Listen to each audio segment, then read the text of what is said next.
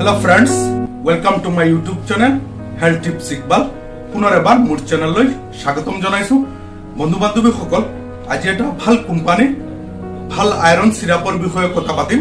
আপোনালোকক মই স্ক্ৰিনত ধুনিয়াকৈ দেখুৱাইছো Feronia-XT suspension কি অসুবিধা হলে খাব পাৰিব, তাৰ ডোজ কেনেকুৱা, সাইড ইফেক্ট আছে নেকি, কোম্পানী কি, প্ৰাইস কিমান, গোটেইখিনি মই বিতংভাৱে আলোচনা কৰিম। আপোনালোকে স্কিপ নকৰাকৈ প্ৰথমৰ পৰা শেষলৈকে ভিডিঅটো চাব। মই সদায় হট আৰু ৰিয়েল কথাখিনি লৈ আহো আৰু ভাল ভাল কোম্পানীৰ ৰিভিউ দিওঁ। মই Iqbal Hussain, community medical service and essential drug trainer. বন্ধু বান্ধৱী সকল, Feronia-XT বহুত ভাল কোম্পানী, বহুত পুৰণা কোম্পানী, জুবিনটাস কোম্পানীয়ে বনাইছে আৰু এটা বটলত 150 ml থাকে। তাৰ মূল্য হল 154 টকা 70 পইচা। Feronia-XT এটাই কম্পোজিশন দিয়া হৈছে, ferrous ascorbate 5 ml contents of 30 mg। কি অসুবিধা হলে খাব পাৰিব তাৰ আগতে ৰিকুৱেষ্ট কৰিছো, যিসকলে মোৰ চেনেল এতিয়ালৈকে সাবস্ক্ৰাইব কৰা নাই প্লিজ সাবস্ক্ৰাইব কৰিব আৰু বেল বটন প্ৰেছ কৰি ৰাখিব, তেতিয়াহলে নতুন ভিডিঅ আপলোড কৰিলে সোনকালে পাই যাব। আৰু যদি মোৰ ভিডিঅ ভাল লাগে তেনেহলে প্লিজ লাইক কৰিব আৰু কিবা বুজিবলগীয়া থাকিলে কমেন্ট বক্সত জনাব, মই বুজাই দিম। বন্ধু বান্ধৱী সকল, ফেৰাস এসকৰ্বিট কম্পোজিশনে তেজ বৃদ্ধি কৰা গুৰুত্বপূৰ্ণ ভূমিকা পালন কৰে। অৰ্থাৎ আইৰন ডেফিচিয়েন্সি এনিমিয়া হলে Feronia-XT সাসপেনশন খাব পাৰিব। যিসকল ব্যক্তিৰ আইৰন ডেফিচিয়েন্সি এনিমিয়াৰ কাৰণে বহাৰ পৰা উঠিলে মূৰ ঘূৰণি হয়, শৰীৰটো দুৰ্বল লাগে, কেতিয়াবা ভৰিবিলাকত হাতবিলাকত জিনজিন কৰি থাকে, কামুৰি থাকে, কাম কৰোঁতে ভাগৰ লাগে, ইচ্ছা নাযায়, অশান্তি ভাৱ হয়, তেনেকুৱা কণ্ডিশ্যন থকা ব্যক্তিসকলে Feronia-XT সাসপেনশন খাব পাৰিব। যিসকল ব্যক্তিৰ শৰীৰৰ যিকোনো অংগ অপাৰেশ্যন কৰিবলগীয়া হৈছে, অপাৰেশ্যনৰ পিছত আইৰন ডেফিচিয়েন্সি এনিমিয়া হয়, সেইসকল ব্যক্তিও Feronia-XT সাসপেনশন খাব পাৰিব। যিসকল ব্যক্তিৰ কিবা কাৰণত শৰীৰত যিকোনো অংগত আঘাত লাগিছে, কাটি গৈছে, ফাটি গৈছে আৰু তেজ ওলাইছে, সেইসকল ব্যক্তিও Feronia-XT সাসপেনশন খাব পাৰিব।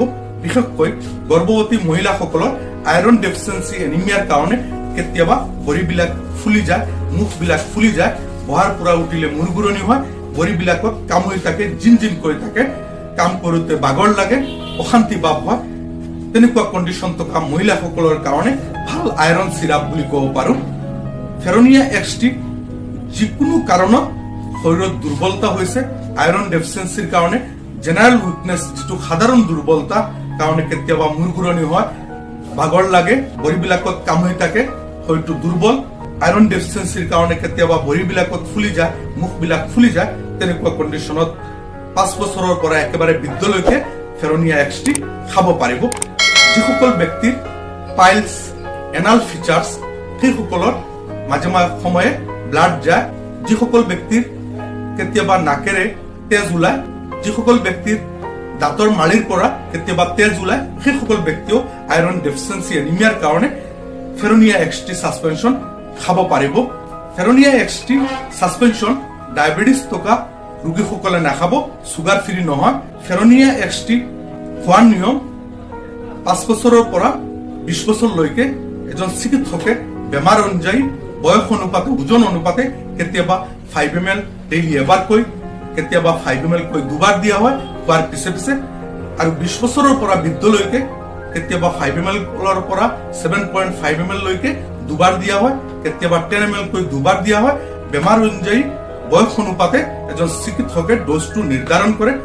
Feronia-XT খোৱাৰ পিছত কেতিয়াবা পেট ফুলি যাব পাৰে, গেছ হ'ব পাৰে, বা কেতিয়াবা বমিৰ ভাৱ হ'ব পাৰে, কেতিয়াবা পাতলা পায়খানা হ'ব পাৰে, বা কেতিয়াবা পায়খানা কোলা হয়, অৰ্থাৎ ব্লেক ষ্টল হয়।